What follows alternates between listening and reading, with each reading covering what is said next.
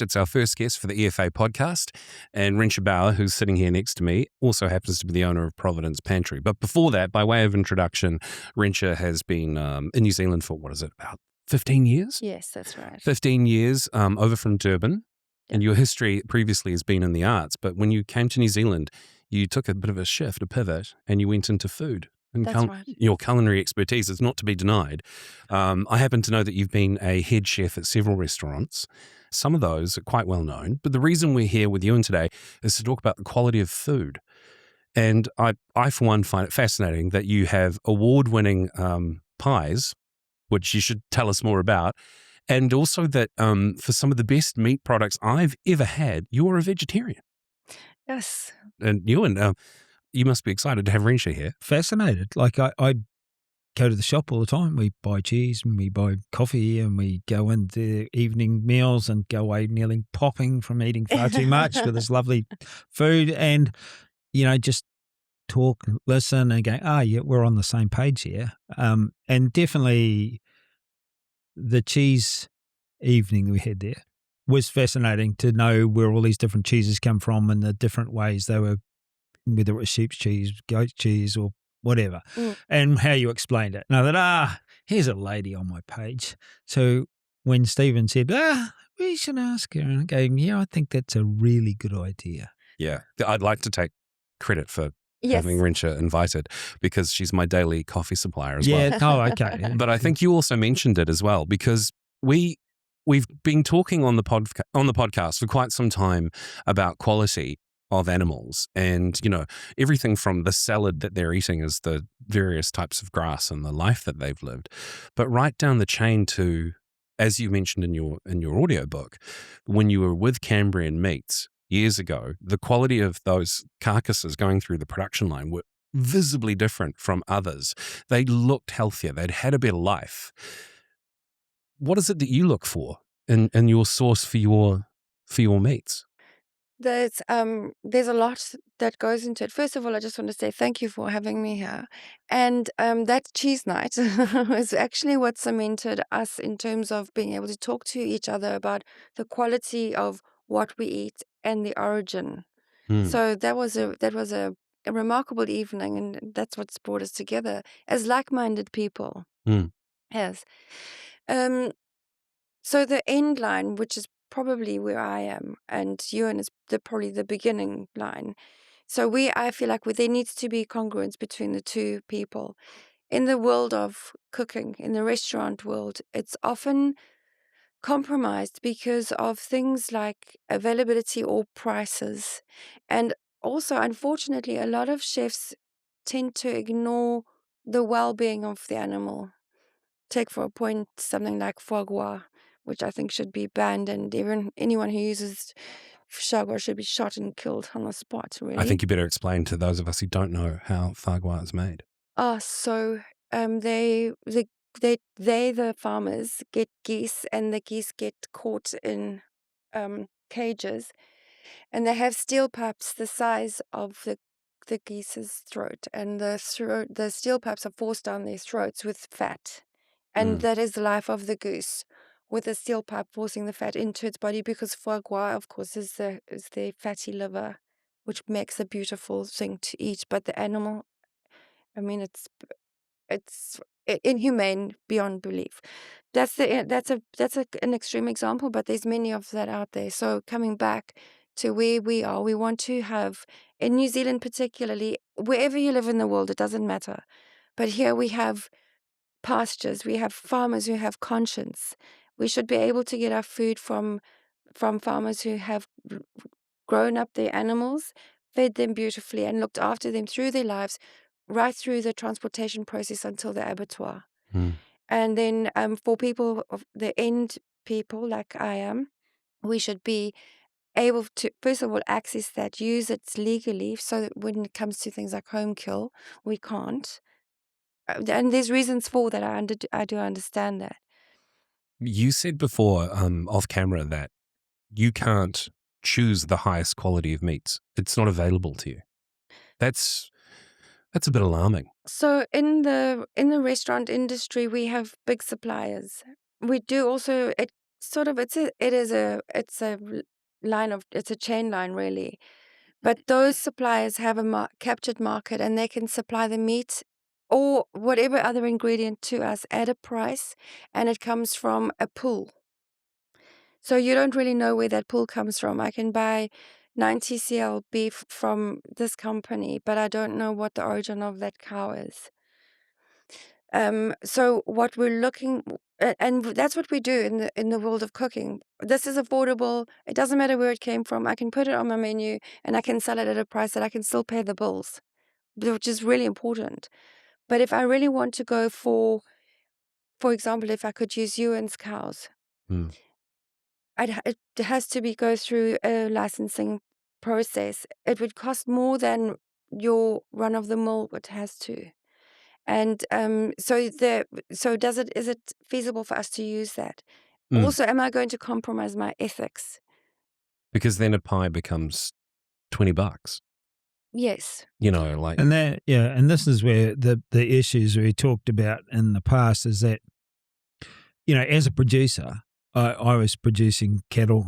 I produced cattle through processing for, I think, 16 or 17 years, processed them myself. And had our own shops, went to all the restaurants. Well, we were at the top of the game. We were supplying the French Cafe and the ones that were winning these major awards. But man, did you not get any help from industry at all? They were, if anything, they were more negative towards you, even though you were trying to lead them out of the wilderness and saying, well, look, we've got this product, and we were, oh, that's good. What do I do here? Oh, we can't help. We only work for the good of the whole industry. And going, well, if somebody comes up with a better idea and a better product, are we not better to show the industry how to do that? Oh, no, but you're only small fry. It doesn't matter. And I go, well, how do you get big fry? And they didn't give a rat's. And that showed, you know, the meat plants started shutting around us, and then we had to go further away. And then in the end, it just drove it into the ground, that you couldn't do it. And it's funny, though, too, because in that regards, I reckon we were probably 15 years ahead of our time. We were way ahead of our game. Where do you sit now, Ewan, do you think? As far as quality we produce, animal welfare, animal health, product to market, we'd be still at the very top of the train, but we now sell all to home kill, but they buy the beast in the paddock. Are people going to be able, and when I say people, I mean the farmers and the people who buy the meat, our suppliers in the restaurant industry, are they going to be able to follow the amazing example that you've set? Well, I think things have to change quite a bit. And this is where we've talked a bit about the marketing and the whole process and everything, is that the market doesn't know you exist until you turn up with the market and the product. Like, so they don't know that you've got a brand new Mercedes car that's got twin turbos, foxtails overhead, you know, crammed, unless you actually drive down the road and go, wow, look at that car. And it's the same thing that I found with the meat when I first went out there to market. I remember being around the first America's Cup, and there was quite a splurge going on in Auckland. I think it would have been before you even came to New Zealand then. And we got invited into Finn's Oyster Bar and 5 City Road, and that's just about when we started with French Cafe. And these guys, you walked in there and you gave them a sample, and the good chefs, there was no quibbling about price or anything. I remember going to see Dietmar Sawyer in 5 City Road. He had a restaurant in Australia, and I actually think he was Michelin stars or at that stage. And I didn't get home, and the phone was going. Really? Yeah. He said, when can I have a box of this and a box of that? And go, oh, shit, yeah, okay. And then from that, the chef off, I think it's the Marpiti, which was actually the Prada boat's own boat. The chef from that got in touch with us and bought a whole lot of product. And he actually came down to the farm and cooked for us for the weekend. It was the most hilarious thing. He said the kids were there, and he was cooking duck confit. And here the 2 kids were sitting on their little plates with Thomas the Tank Engine with duck confit. It's amazing thing. That's really cool. But it was such a cool experience to get involved, and then they appreciated the product, and they hadn't seen anything like it. So, Rensha, then recap for me how it is you You make what you make. You get awards for what you do. We were laughing before that we were talking about the subject of pies. You're like a kiwi pie. When you've been a head chef at very well-to-do restaurants, but the place that you live and love is Paeroa here in the Hauraki district. So you have a store and people come by, they get coffees, they get things from overseas, they get exquisite cheeses. You make incredible foods that are available hot and fresh on the day. But of course, some of them are pies because Kiwis want to eat pies. You're like, okay, I'll make your pies. How do you then make them so good, get written up in stuff, literally in print on online with winner of the award and best in this region and all that, but not have access to such good food? There's the source, there's the quality. How do you balance that? That's a good question.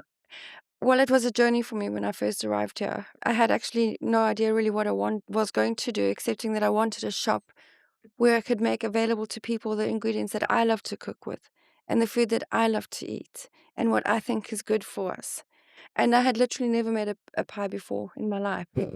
So it was like, Needs okay, must. so I'm going to sell this extra virgin olive oil from Spain, and I'm going to sell this mineral salt from Peter Bay and all of these gorgeous things. And I want to make beautiful food and sell it, but I can't do restaurant style food. So let me find out what the demographic wants. And I'll fit in with that from pies. Pies and coffee. I was like, oh shit, how am I going to do this? Yeah. Because so it was then I thought, okay, let me see. I know how to make beef bourguignon, so let me put that into a pastry case with mashed potato and parmesan, and that was the beginning of my pie journey. Yeah. And then sourcing the ingredients, that is always the most important thing. Where am I going to get good quality meats that I can really put my my stamp on? Because I'm not going to buy, for example, we live in a country where we have sheep and cattle and pigs all around us, but people are buying pigs in from Sweden and China because of it's cheaper to put on the table. But those poor pigs have gone through a tormentous life. Do you know that in Sweden they have parking garages, that pigs are raised, and that's how they grow pigs in some countries. Really? It is absolutely horrific. Wow. So here, coming back to Paeroa, I'm surrounded by farmers who have the most beautiful, happy animals, and they can be home killed. I can't use that in Providence Pantry because they haven't necessarily gone through the licensing aspect of what it takes to bring meat into a commercial place. Right. How did they get around that at the time of the America's Cup then? We were processing through Thames Abattoir. So we were actually going through the whole rigmarole. So all of that process was tick, tick, tick. It was not a problem for them to get that source. No, well, Thames Abattoir was just down the road. And there used to be a lot more abattoirs right around the country. There used to be one in Tiara when I grew up. It was down here. But the big boys have closed ranks and the whole thing's collapsed. And what I really looked at with how our silly food system works, and just if we look at the cheeses. So when looking at the cheeses and munching our way through all this delightful cheese, and this one's non-pasteurized, so you can't sell non-pasteurized cheese in this country, but you're allowed to buy it from elsewhere. Yes, that's an interesting law, actually. I looked into that because of my passion for cheese. And I just thought, how is it possible that there can be a law against selling unpasteurized cheese in New Zealand? Yeah, producing it. So, we can. And yet you can import it. You can import it. As a cheese that has reached the end stage, consumer sellable, retailable, but it was non-pasteurized. Yes. Somewhere in France. Yes. Okay. Some cheeses are by authenticity not pasteurized. Even the most commonly known example would be cheddar, produced in cheddar and is an unpasteurized cow's milk cheese. So you can get that in New Zealand, but they did drop that law. Oh, they have dropped it. They've dropped it, I believe, that you can make unpasteurized cheeses now. Since when? Wouldn't have been long ago. Not long ago. Okay. You and I talk at length about animal health and diversity of feed and year-round successful farms that don't need to bring in heck of a lot of amendments or inputs to keep the animals going. And one of the bonus outcomes of this is incredibly healthy animals that then when they go to the abattoir look remarkably different to the other animals coming from other farms. I mean, what's the point? What's the point if you can't get it differentiated Well, at the end? You can't get a For the chef difference. or Well, whatever. put it this way: how does anyone know until you've actually done it? And then you've got to use the leverage, or you've got to work out a way of actually getting it through a processing, or getting yourself into a size capacity where you've actually got a bit of wheels. Like, we were one farmer, and I was actually really trying hard to get other farmers to go, hey, look what they're doing.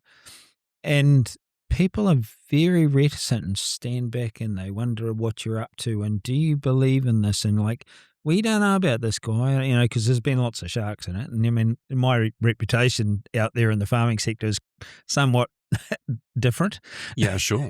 Controversial. Yeah. And I think actually Paula brought up a video that I did 16 years ago and was proposing a website where all the farmers could talk to each other, just like what we do now on our podcast. So I was like, we were well down the track. That This sort of is the modern version of that. Absolutely. And the farmers need to talk to each other, but they need to know that they can produce these outrageously good foods and then go to the next level. And I've seen this, and we've talked about this at the highest levels. I processed animals in this country and got them put through export beef processing, went to London, and we had an interview with the BBC Radio 4 food program. Went into this Chelsea restaurant and did this tasting with a French chef from a place not far where they were producing limousine couture. And it was the most hilarious event. As they had this aged beef from Angus beef, and they had this from Marks and Spencer's, and they had another one from Tesco's, and then had ours. And so like ours wasn't very aged, actually. It was the youngest, even though it had come right around the world to get to that. And they cooked the first one, and the chef, God, he's funny. He's going, oh, look at it marbling. It is awesome. It's all... and he cooked this up, and he cooked the other one up. And so they'd take a bite, have a num, and oh, this is good and that, but not as good as limousine, or, blah, blah, blah. And so they got to ours, and like they didn't think it was going to be anything because it didn't have any marbling. Because when you get it right, the fats are actually saturated fats. Like they're like olive oils and that within the meat. They don't go hard. They cooked it.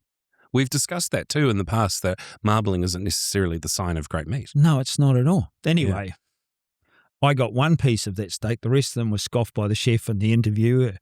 Yeah. And that was, they were just like, we want this. Yeah. Now, that was going to go to air on that BBC Radio 4 food program on Sunday morning to 2 million people. The Commerce Commission stopped it.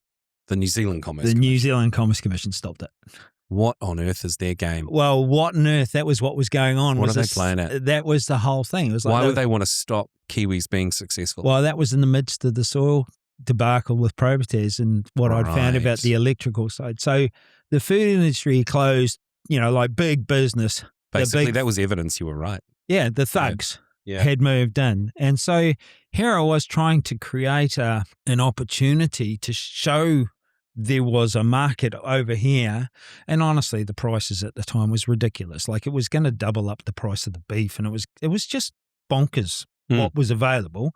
And the guy, the fellow that wanted to manage the process in London, he was willing to take a container load of big lambs, which people are doing now, but back then it was unheard of, and people would have made a lot more money, 22 kilo lambs.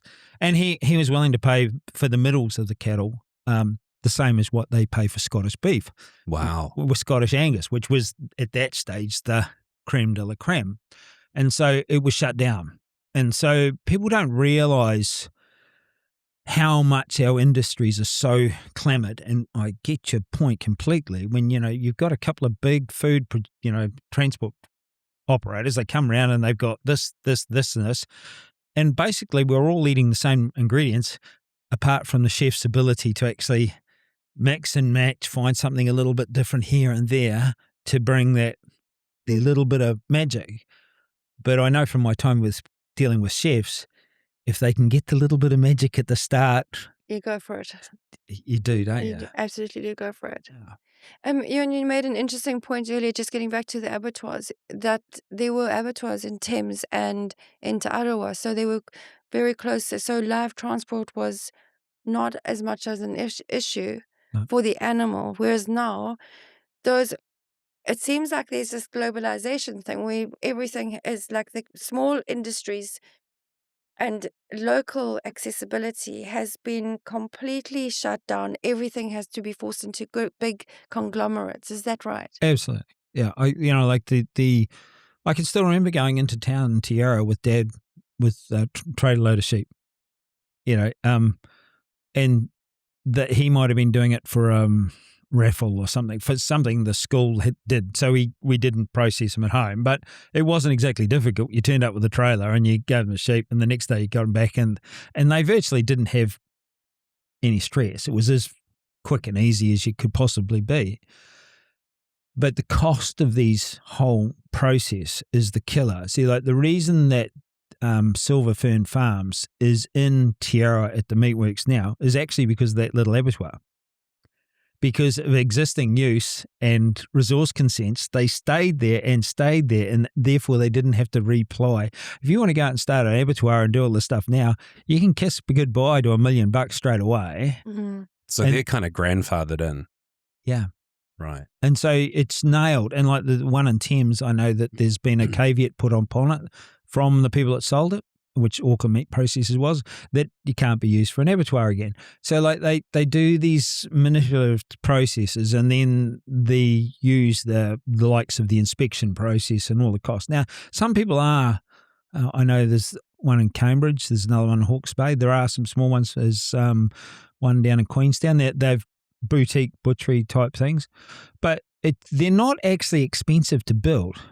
Like a meat plant is not, as long as you're not looking at huge size. And what we have to do is look at it a completely different way, in that why are we trying to enter a market based on a commodity price? Which is, so if you see a van coming down the road and it's got all the stuff of everyone else's normality, and then you see a van coming down the road and it's got all the local produce and everything, which one are you going to pull over first? Of course, you want the local produce. And then you want the specialty guy that comes in behind, that you can get prosciutto. And you we can want that, yes. And so then you can actually introduce the good foods from elsewhere with what we have here. This is what we've been withdrawn from, honestly. And we tried doing this through the shop in Tauranga, and honestly, in the end, it just got so damned hard. The costs of things, we got better and better, and the market got, the margins got worse and worse. So, it's a really interesting process that we have to live our way through, and we need to find a way out of this, because on the farm, I have a direct result of what's inside of that boundary, as far as health, vitality, longevity, costs, everything. And I know damn well society needs us. Society does need it. And we go back to you being the producer and me being I'm the one that's supplying it to the public. And what I want to supply to the public is something that is only of the best quality, because what you put into your body is what makes your body and your mind and your spirit well. If you're eating something that comes of not of a good origin, whether it's a plant or an animal, it's not going to be good for your body at any cellular level. Well, could you speak to adrenalized meat and what it was that you saw in South Africa that made you become a vegetarian? It was actually in Europe. It was Europe, was it? It was Europe, yes. I was on a tube and I saw some really horrendous footage about live transport. And that... When you say footage, you watched a video? I did, yes. Okay. It was a video footage. It was a very long time ago, and it sticks out as clear as daylight to me still to this day. Yeah. It brought to my attention, because growing up and living in South Africa, I really only ate meat. I ate vegetables just as a by the by, but my diet Perhaps was... typically, you could say. It's typical of the culture. Yes, yes, very much so. And I did love meat more than anything. But when I saw this live transport, I thought, does this happen in South Africa? Surely not. Naively, I just believed that the cow was shot and killed there in the land, and lovely. That's what for the beginning of my education was.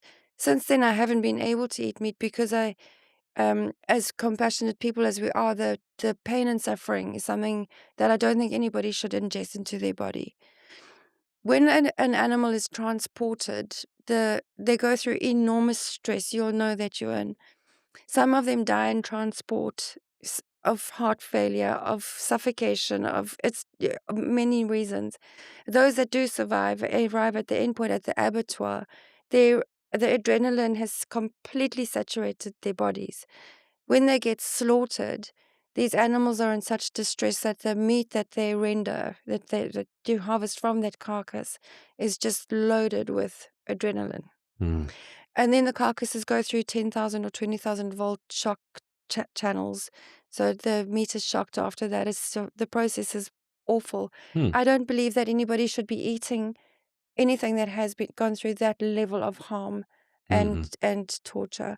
So I think what we should try to is probably unrealistic, but I think people like Ewan and myself are working hand in hand to try to get the best product to people that is available. Let's eat animals that have been raised healthily, happily, and their lives have been terminated in a way that doesn't raise any stress levels in their systems. Well, the home kill's a really good example of that, isn't it? Yeah, it is. But I mean, I guess the thing is that we need to look at, if we're going to get out of this commodity or commoditized process, that from my perspective, farmers then realize when they start changing their farms that they have got a product of value. And then that how are we actually going to nurture that product into a market where they actually really want the product, and that we don't get too caught up in this ginormous beast of a processing machine that we have at the moment. And we see the debacle of that all the time. And the bigger some businesses get, the less accurate they are about what they do. But in all of my time, and I mean all of my time that I was involved directly in the meat industry, there was not one meat company other than going overseas that they actually wanted to take our product and put it through a process. The rest of them were just like, ho-hum. The meat board was even more ho-hum. Yes. But not as a reflection for the quality, but because they were just apathetic. There was no incentive. They standardized everyone's output and went, this is what we make. There's no specialization. There's no reward for being better. It's just too hard. No, well, when you say apathetic, I just call it pathetic, actually. well, they were taking levies off us for actually supposedly, this quality mark and all that sort of stuff. And I was just horrified. It's like, you guys are hopeless. There was only one outcome, one little outcome that actually created more of a storm than anyone realizes. But a girl, Fiona Carruthers, who was at the meat board at the time, she did an article on us in the Meat Producer, I think it was, about us doing this process. And that was right at the time when I actually worked out about this electrical side and Probites. And we did this article and it started Probites. I got people from all over the country going, what? We can produce beef and lamb without having to drench our sheep and do dags and all this other stuff. And I go, yeah, sure, you can. That was the one and only event. Yeah, and that ended up getting me in a lot of trouble. By doing something good. Yeah. Well, you can say. Yes, because you're going against what is the norm and what is acceptable, and you're going against the big companies by breaking what they want to sell people to believe that's the only way that you can do something. Yeah, well, I mean, this is how ridiculous it is and why we need to stop relying on other people, right? So when I got in trouble with the Commerce Commission, Meredith Connell with the prosecuting lawyers, Crown prosecutor, we've got to save all these farmers from this badass Ewan. God, he's terrible. Well, the head honcho of that used to buy meat at our shop. And he used to go to O'Connell Street Bistro, was just down the bottom of the road. And eat your meat. And ate our meat. And O'Connell Street Bistro, they bought 2 or 3 boxes of sirloins every week, and they bought 8 boxes of bones because they couldn't make broth from it like that. And they just loved it, And and then the fat-ass lawyer, after she'd made my life a misery and caused all hell, I'm going to the French cafe one day, and not that I go there a lot, and here she is there stuffing her face. and I'm going, you guys just don't get it. You've just tried to crucify me. But you're sitting here eating my meat. Yeah. It's- Yeah. You don't get it. And you didn't, and this was the sum of the whole process, like the same with the investigation. Why didn't you come to the farm? Oh, we don't need to. We know better already. That, like not one person, and I remember having this argument with the one of the chaps who's still involved in the Farmers Weekly. He's going, oh, you're being prosecuted by the Commerce Commission and I'm going to write all this bad shit about you. And go, well, look, you live in Tauranga. It's a really long way. It's 45 minutes. Why don't you come and have a look and see for yourself? No, I haven't got time for that. And so the whole thing is like, real small-minded stuff. yeah, I can't see you, so you don't exist. So, Yeah. and so hence, yeah, most people that I know melt at this sort of, but I get, no, you don't. Yeah. No, you don't. You don't do that. You can't do that shit. I fail to understand how these people can be such hypocrites that they try to take down the very person whose product they prefer the most. Yes. Yeah. Yeah. It's bonkers. But anyway, I mean, the whole scenario, that what we need to get across, and what I enjoyed from eating the cheeses and like when people buy nice bottles of wine and all that sort of stuff, is that you can capture the essence and you get to feel that essence. And like, I love it when people come to the farm and walk around the farm and then they have a sausage and they go, wow, that's awesome. Is that your meat? I'm going, well, won't eat anyone else's. Yeah. And I don't know how many times, I had farmers turn up when I was up Woodland Road and they just, wow, you can do that? And I remember one guy came up and says, oh, what's for dinner? I'm going, oh, sirloin steak. And he says, oh, shit, I think I had the best steak I'd ever eaten before in my life. And he was about 75 sitting at this table. So you see that appreciation and you realise that you're really doing something worthwhile, but you need to get this group of people and farmers together and to actually nurture this thing along. And that goes with the milk and the cheeses too. You can see the difference, taste the difference, whether it's raw milk or Absolutely. And whether the milk comes from single herds or if it's mixed herds, it's really important when it comes to the cheese that the milk comes from a single herd. And that also brings me to think, in this farming community, how can we make it possible that I get offered this exquisite home kill to cook with, but it's not legal for me to do so with the New Zealand law. So how do we circumvent that?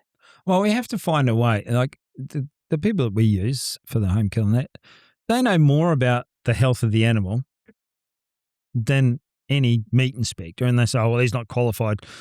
And going, yeah, he's been doing this for 25 years. And, and all the time that this is the really weird and wacko thing. And all the time that we were doing it through the meatworks, we never got anything downgraded because they were always healthy. And so when you're actually doing this correctly, we do have a passion about quality and that. You're just wanting to get paid. There is no other reference for it. It's payment and control to the inspectors, the government, the whole thing. They don't give a shit about us. No. It's bureaucracy. Yeah, and we do need to, and that's part of why my sort of passion for the law has taken me down this track too, is to try and work our way through this. Because if we are actually going to have a reasonable society, we can talk to each other and discuss this stuff. We need to be able to do these things and make our decisions locally instead of somewhere off in central London or the Vatican. Yes. So the missing thing for me is kind of a missed opportunity here, because people use EFA products and they cut out putting on the traditional fertilizers and they reduce that down to some extent completely. They look at small micronutrient rebalances. They get the cyanobacteria in the soil humming. We have an entirely different philosophy to getting that farm on fire, if you like, and just pumping out great animals, reducing vet bills, reducing all kinds of medical expenses. And on the one hand, then it's a no-brainer. If I go this way, I pay less for fertilizer. I pay less in general. When things get good, Ewan doesn't even need to sort of come in and change anything. It just gets to a point of balance and it just hums all on its own and reproduces. So there's cost saving. I get it. That's why you go the EFA way. But then you take these incredible animals that have had this incredible life, that feel amazing, they're full of vitality and energy, and put them into the same system everyone else's meat is in. It just becomes a lottery if you got some that day from the supermarket or you didn't, Yes. because it's also, because the stuff that those farmers sell goes right into the Roundup ready crop of other beef animals that are just coming through totally adrenalized and shit. What's the point if you can't get it specialized? Right. Okay. So this is the part where I my change in thinking is, okay, because originally, like when I was going to London and you go, oh, I could get into this top restaurant. And so you're actually going to end up like what I learnt with the lawyers. You end up feeding the idiots that are trying to take you down, and yet they don't even appreciate how much effort went into what you produce. So they go, why are we trying to get to that market? What we need to be actually doing is what they used to do in the old school. Like in England, I was trying to work out, how do you get on if you don't have an internal tax system? Okay. So the English used to trade woolen goods to the Portuguese, and the Portuguese sent their port back.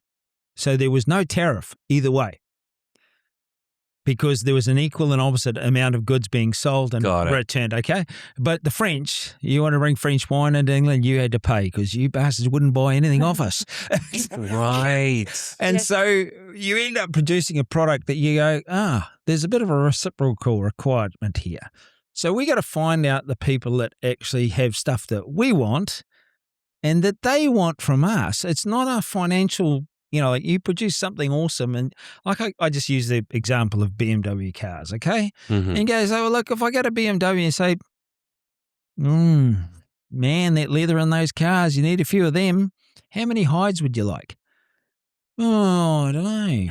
We certainly wouldn't mind some BMW utes for going around the cows. And what type? Yeah. We've got to get to the mode. And it seems this is the funniest thing about it. The most identifiable market that this ever happened with was with the Russians. Oh, not the, oh God, what were they? The Ladas. The Ladas, yeah. And Russian shotguns. Did you ever know about the Lada car growing up? I remember in the 80s, I saw them. They were the joke of vehicles. They were sort of an early SUV made by the Russians, based on a Fiat on stilts, possibly. Oh, that was the SUV model, but there was the car as well. It looked a bit like a Fiat and ran like a Fiat fart. 124 or something. It looked like a Fiat, ran like a fart. Yeah. And it was always falling apart. Yeah. But they were heavy when they fell apart. Yeah. But this was the interesting thing about it, is that the dairy board had an excess of butter and cheese or some bloody thing, and they swap traded it with the Russians. Right. Okay. So cars for cheese. Yeah, cars for cheese. Well, I got a Russian shotgun. You got a Russian shotgun? Yeah, really? Yeah. And it was, so was this it good? Yeah, shit. It shot a lot of ducks and geese and whatever else. But that was what happened, is that we actually swapped them dairy products and we got the Alada cars and Russian shotguns. That's actually a major international trade. Absolutely. I mean, in terms of sheer distance. Yes. And no cash involved. Well, I'm not quite sure the intricacies of it all, but it was all quite funny when you sort of put some reality to it. Well, we'll swap you this if you give us that. Yeah. And going, well, I'm not sure if we want more Lada cars or Russian shotguns or whatever, but, they could arm the military. They could all be running around with Russian shotguns. But those are the sort of things that we don't look at. So then when you're going to somebody like BMW and they're going, wow, man, that meat and that leather is outrageous, they're going to want to give us a nice vehicle to swap and back, aren't we? Yeah, I guess this is the thing about trade, though. Cash sort of universalizes everything. So well, we need to stop. It needs to be then specific trade for trade. We need to stop. Yeah. We need to stop on that regard, because what that does, it allows those people that we're in the ivory towers with bank suits and all that to control the market, right? Yeah. And so if we go back to South Africa and go, man, you guys make these bloody dried goods and that way better than we do in New Zealand. yeah, but you guys what do you got over there that you might send us here? Like you've got to look at it either way and go, oh yeah, well, you send me a couple of containers of that and I'll send you a couple of containers of that. Sweet, done. Well, back when cash universalized everything, they didn't have the technology we have now, which you could match up like swaps. Then you could do that now. Yeah, but they did it back in the day too, Stephen. Yeah. Like God, they used to trundle up the River Thames and they had a weighbridge guy on the boats. They actually weighed the goods as they went past to work the tariffs where they Really? came. Oh, shit, yeah. You think Wow.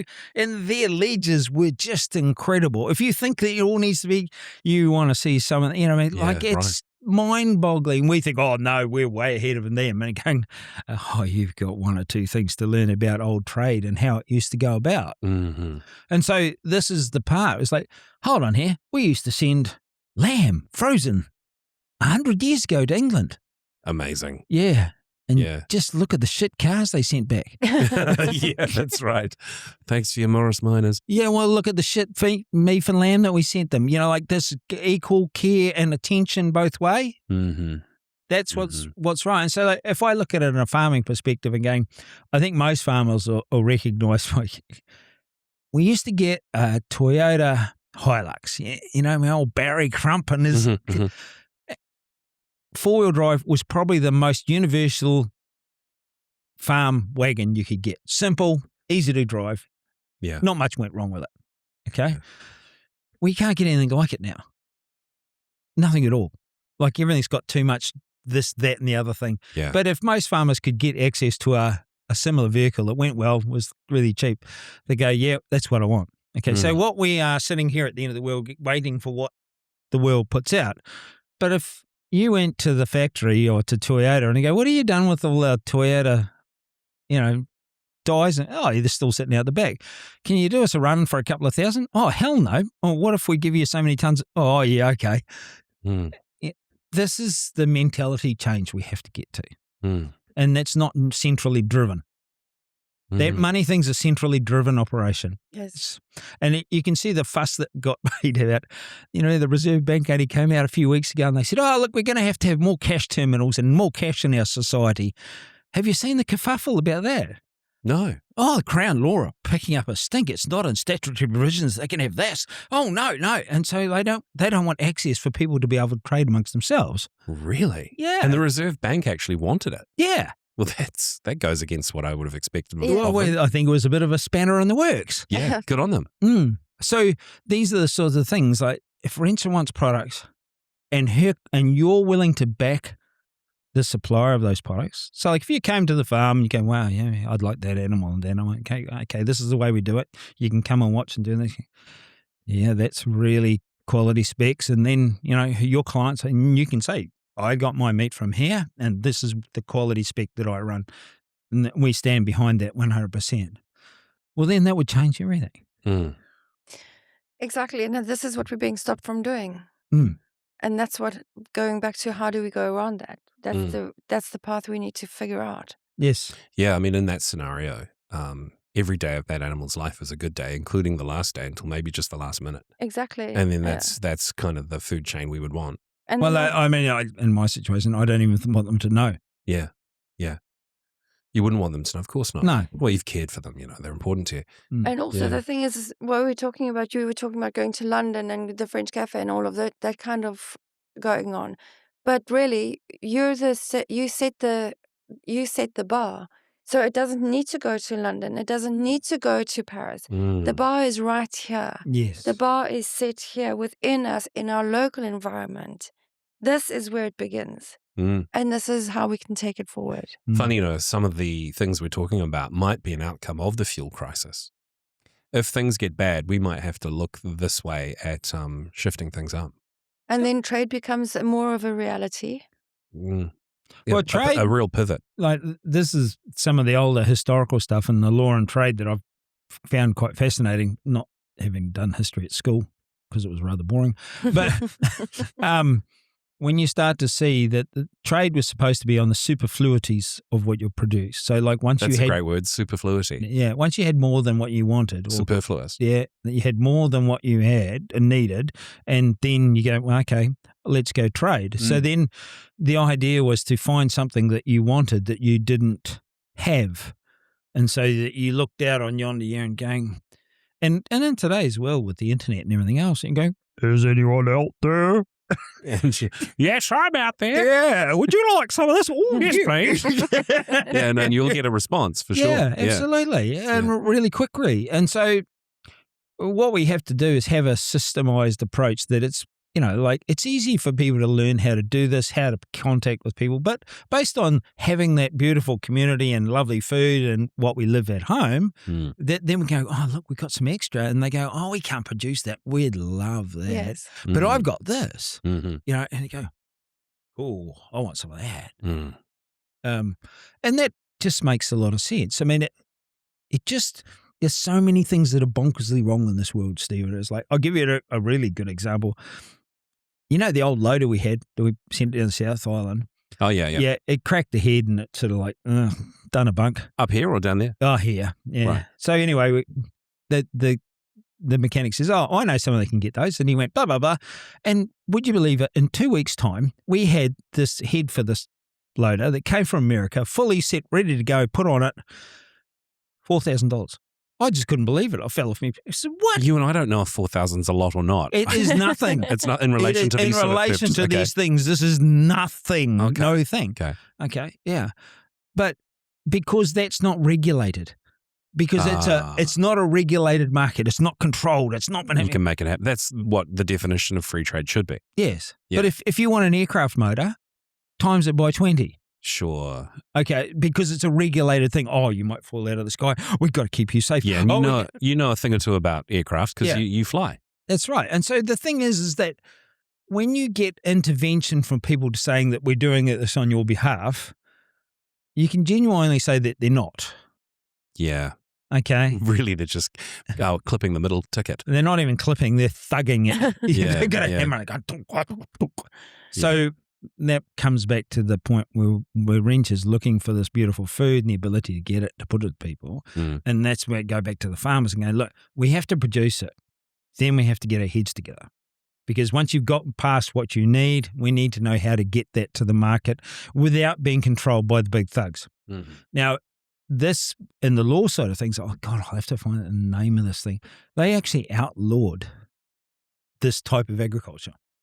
Did they? In the 1800s. Like a local butcher couldn't have more than 100 acres. That's right, because then the local butcher could have a monopoly. Yeah. Was that British law or New Zealand British law? It was brought here and was overridden here. Right. So you can see, like, this was a manipulation of people taking control of agriculture at the time. You can see the mechanism and the methodology in the process. Okay. And look at the result now. Yes. Yeah.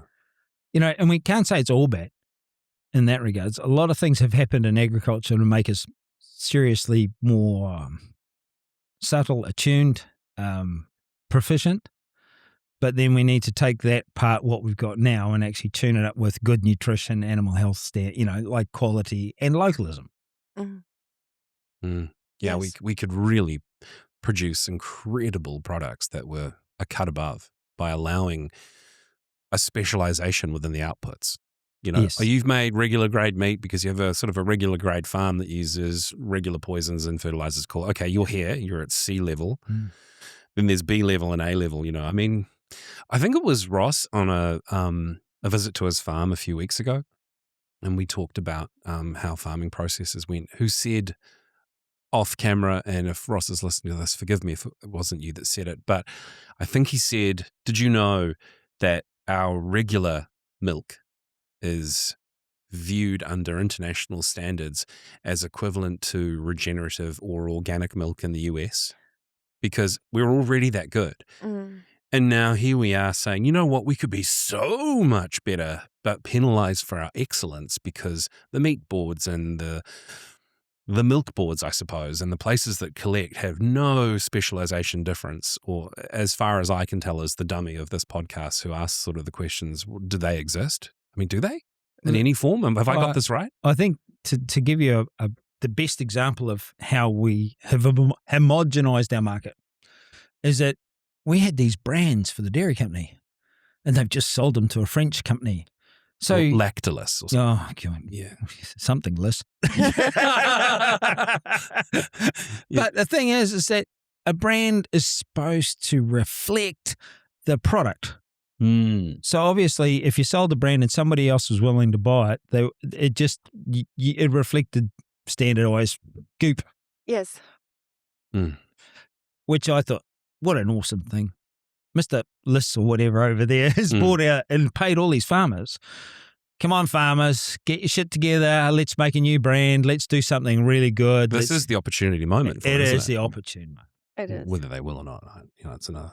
And a little bit of a side note on that is because I know some of these farmers who have the most, again, you are, they have Jersey herds and look after their cattle and produce the most beautiful, unhomogenized milk, and it goes to said company and just gets put into the barrels with everybody else's. I don't care for this. It just goes to the same barrels. So all of this gorgeous product is immediately just watered down into what gets put out there in our supermarkets. Mm. So yes, this is an opportune moment for this to be fixed. And I think the dairy industry actually has got the best differentiation at the moment because the organic guys are already getting paid significantly more. That's right. That Okay. came out recently, didn't it? There was a real shift recently. There's a real, and like down in South Island, they want to get more organic farmers going, and there is an opportunity there, but that's the market telling them we want better quality already. And like friends went to the dairy conference, I think at the Fonterra one last year, and they were saying they made presentation, a couple of companies that were buying stuff off them were saying, like the product's just, we can't get this anywhere else. Mm-hmm. And so there's that recognition, and we can just step that up again. And like if you're at the top of the market, the only place to go is further up or fall off. It's time for us to keep climbing. Yeah. And the opportunity is there. It's like, we got an oil crop. Stop using nitrogen. Don't bring any palm kernel. Let's grow some better grass and let's have some healthy animals here. And it's all going, it's all pie in the sky bullshit and all that. But we've done it. Yeah. Yeah. And if it turns out to be just another 2 weeks to flatten the curve, that becomes several years. Folks, if you're a farmer, now's a good time to get a soil test and get ready to walk away from fertilizers that are just going to go from pricing. Yes. If you've been dependent on that stuff, now's the time to make a move. Yeah. Yeah. It is. I mean, you can see what's coming. Do something or let the definition of madness take hold. Do nothing and expect a difference. Exactly. Yeah. Well, in your game at the moment, Rensha, do you see that the internet and the ability to get out there and find out what's going on out there are a huge benefit? Absolutely. I really do. I think for people, the information is there. I think the sources are you have to check the sources that you access, but it definitely is there for those who care to actually look into it. Yeah, That's cool. I think that's one thing that's certainly shown up here, hasn't it, Stephen? It's like we've got our own TV channel. Yes, In a sense. In a way, yeah. Yeah. And yeah. And it's great. It's might be called Last of the Summer's Wine and future date, but but it was a good time. Yeah, that's right. It was a good time. Funny. Well, yeah. I mean, thanks, Rensha, for coming on and talking about this. Is there anything else you'd want to cover off before we go? Oh, there are so many things that might just have to rely on another time. Sure. No, love to. I mean, the thing is that what we're seeing now and the comments that are coming back from friends and clients and whatever else is that they love what we're doing and we're willing to put what we believe in out there, and they haven't seen that. And it is a massive opportunity. It hasn't cost us that much to do it, really. It's like we didn't have to put up a TV1 and broadcasting everywhere. We just connected into a system and away we went. Yeah. I was talking to a grower from former Yugoslavia this morning on their vegetable crops, wondering why they weren't working, and I'm just going through the test. I think you've got some toxicity there. no one ever talks about this. We've been watching your videos and going, well, we need to get a few things sorted. So there's people all over the world that are looking for opportunities to actually get into really healthy agriculture. And perhaps more than the opportunity, you mentioned access to the internet, actually the education.